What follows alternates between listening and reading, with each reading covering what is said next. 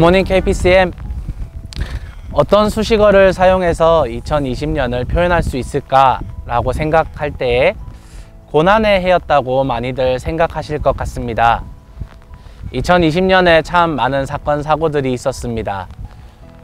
1월에는 호주에 대규모 산불이 있었고, 중국과 일부 아시아 지역에 이미 코로나 바이러스가 퍼져나가고 있는 상황이었습니다. 2월에 한국은 신천지 집단 감염을 시작으로 코로나 바이러스가 급속도로 확산되기 시작했고, 전 세계 상황도 아주 급속도로 나빠지기 시작했습니다. 3월에는 정말 흉악했던 N번방 사건이 드러났었고, 멜번의 락다운이 시작되었습니다. 4월에는 캐나다 노바스코샤 총기 난사 사건이 있었고요. 5월에는 미국에서 조지 플로이드가 사망하며 블랙 라이브스 매터 시위가 일어났습니다. 6월에는 북한에서 남북 공동 연락 사무소를 폭파하고 평양 공동 선언을 파기하였고요. 7월에는 멜번의 두 번째 락다운이 시작되었습니다. 8월에는 레바논 베이루트 항구에서 대규모 폭발 사고와 미국 캘리포니아 대규모 산불이 있었고, 10월에는 프랑스에서 극단적 이슬람 신자가 이슬람을 풍자한 교사 선생님을 살해한 사건이 있었습니다. 2020년 뒤돌아보면 참 많은 사건 사고가 있었던 한 해였습니다. 그리고 2021년 새해가 밝은 지 일주일이 되었습니다. 그렇다면 2021년 새로운 희망을 품었던 여러분의 일주일의 삶은 평안하셨나요? 완전히 새롭고 회복된 삶이 찾아왔나요? 슬프지만 그렇지 않았을 것이라고 생각이 됩니다. 여전히 코로나 바이러스는 끝이 나지 않았고, 우리의 삶은 12월 31일과 1월 1일이 그렇게 눈에 띄게 차이가 나지 않아 보이기 때문입니다. 그렇다면 이 어려움들과 고난들은 그저 여러분을 괴롭히거나 어렵게만 만드는 일이었을까요? 코로나 바이러스만 놓고 볼 때에 이 코로나는, 그리고 코로나로 인한 어려움들은 우리를 괴롭히기만 했었나요? 오늘 말씀에서 시편 기자는 이렇게 노래하고 있습니다. 고난을 당한 것이 내게는 오히려 유익하게 되었습니다. 그 고난 때문에 나는 주님의 율례를 배웠습니다. 아멘.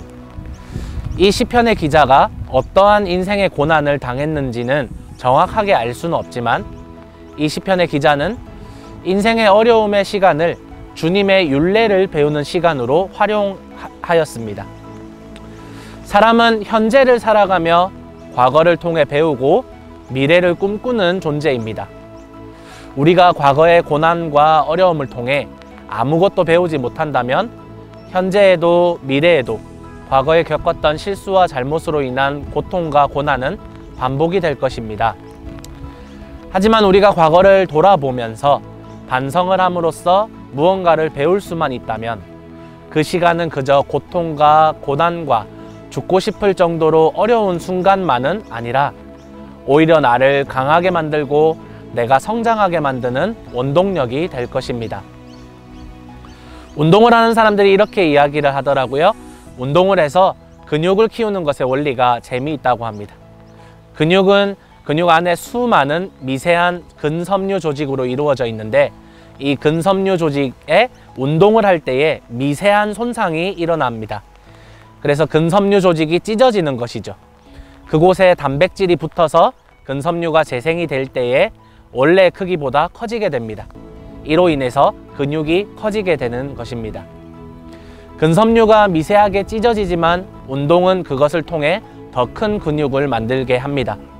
마찬가지로 우리는 우리의 고통을 통해 육체적으로, 심리적으로 성장할 수 있는 기회를 만들 수 있습니다. 그것이 우리의 과거의 고통 혹은 현재의 고통과 미래의 고통마저도 그렇게 긍정적으로 활용할 수 있는 것입니다. 하지만 그저 멘탈만이 강해지거나 심리적으로 성숙해지는 정도가 아니라 오늘 시편 기자는 주님의 율례를 배울 수 있었다고 말합니다. 주님의 율례가 무엇일까요? 율례라는 말은 법이나 도 정도로 설명할 수 있는데, 성경은 이를 십자가로 설명하고 있습니다. 분명 우리는 우리의 고통을 통해서 우리 자신의 멘탈, 및 심리적인 성장을 할 수 있습니다. 하지만 이 정도의 이야기는 심리학 서적이나 힐링 서적, 자기계발서에서도 충분히 말해주는 이야기입니다.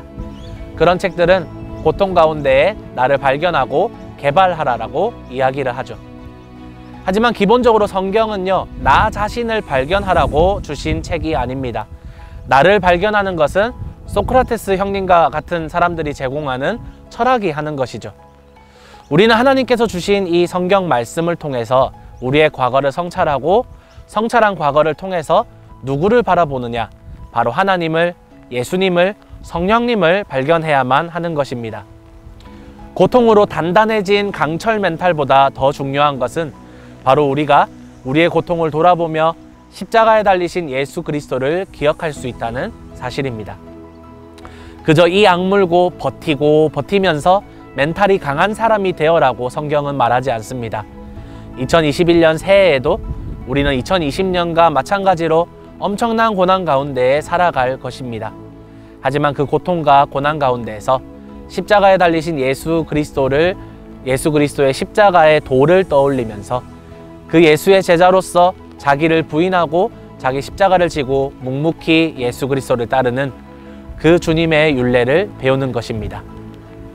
고난에 대해 이러한 마음가짐을 가져보세요. 그리고 다시 한번 지난 날들의 고난들을 한번 떠올려 보세요. 여러분, 지난 한 해 동안 무엇을 배우셨나요? 고난을 통해서 여러분의 마음을 가득 채우는 한 가지 교훈은 무엇이었나요?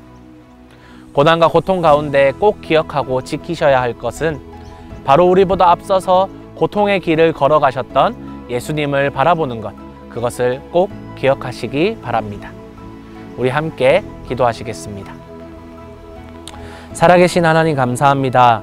하나님, 참으로 고난과 고통의 연속이었습니다.